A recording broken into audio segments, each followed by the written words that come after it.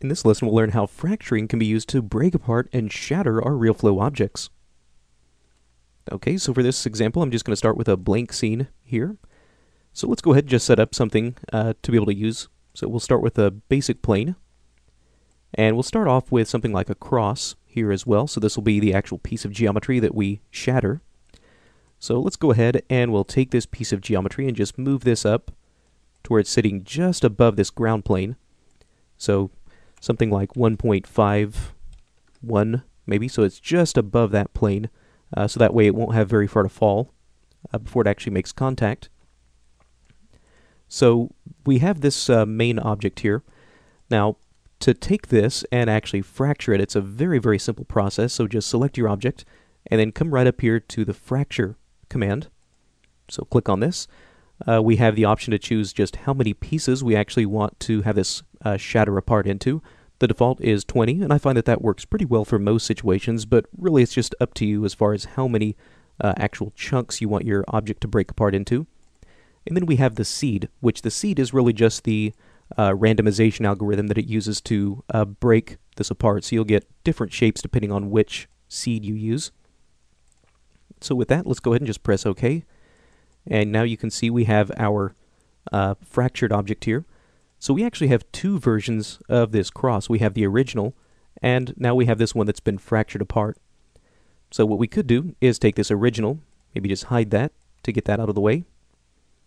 And we can take this new fractured one, and maybe just give that a slightly different color so it's a little bit easier to see. And now at this point, it really just behaves like a normal rigid body object. So we can drop in something like gravity and make sure that this floor is set to be a passive rigid body because we want it to actually catch the fragments as they start to fall. And then the last thing you need to do is actually take this fracture object and make sure that it is set to be an active rigid body. And now with that set, we can go ahead and reset our timeline. Press the A key on our keyboard to start this simulation process. And now you can see our object is starting to fall apart. Okay, so letting that play through, we'll go ahead and stop the simulation at that point. So we'll call this good at about 160 frames. Should work just fine in my case. Let that just simulate for those last couple frames here. And now you can see our object is really just sort of falling and breaking apart. Now, as far as the overall controls for this, you can see that they are very, very similar to our normal rigid body parameters. So things like density, how dense this object is, basically how much it weighs. This can also determine if you start to have fluids and things like that that are interacting with these different fragments, whether or not those fragments are actually going to float on top of the water or if they're going to sink down below the water's surface. Again, these are things that are controlled by the density. And then we also have things like velocity, rotation, object friction. Again, these are the exact same attributes that we saw earlier whenever we were talking about our rigid body objects.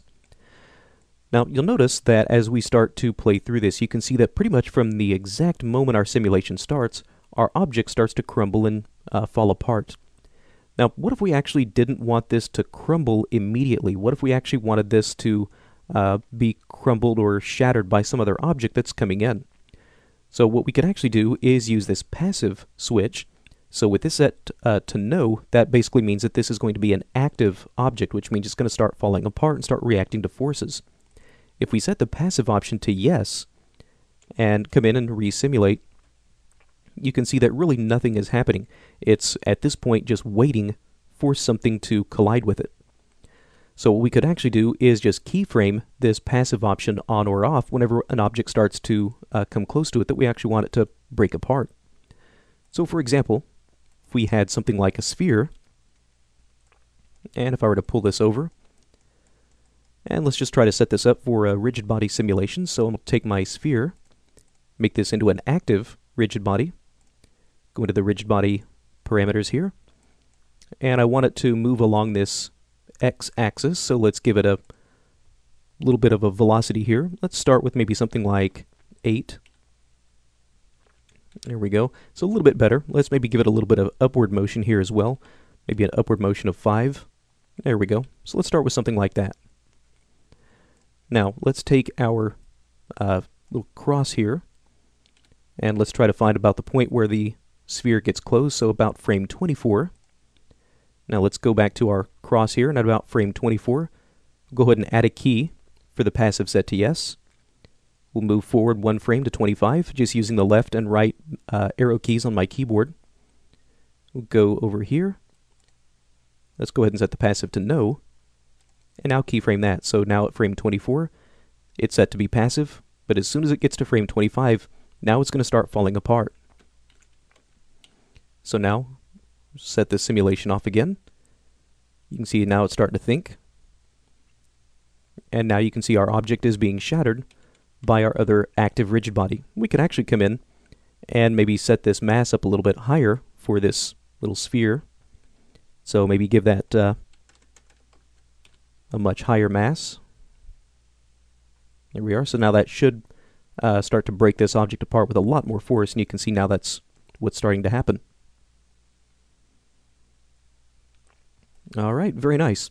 So you can start to see where these fracture techniques start to become really, really useful for just being able to come in, break our objects apart, either based on gravity or other rigid body objects.